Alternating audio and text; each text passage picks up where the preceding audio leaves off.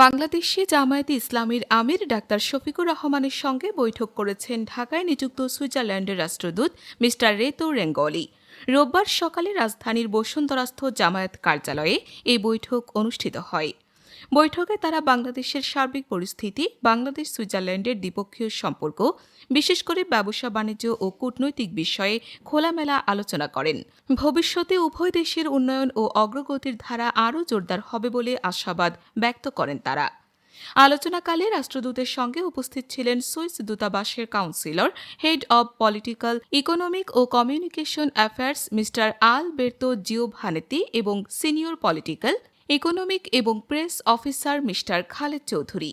জামায়াত আমিরের সঙ্গে উপস্থিত ছিলেন দলের সহকারী সেক্রেটারি জেনারেল এবং কেন্দ্রীয় প্রচার ও মিডিয়া বিভাগের প্রধান অ্যাডভোকেট এহসানুল মাহবুব জুবায়ের, কেন্দ্রীয় নির্বাহী পরিষদ সদস্য জনাব মোবারক হোসাইন এবং জামায়াত আমিরের পররাষ্ট্র বিষয়ক উপদেষ্টা প্রফেসর ড মাহমুদুল হাসান।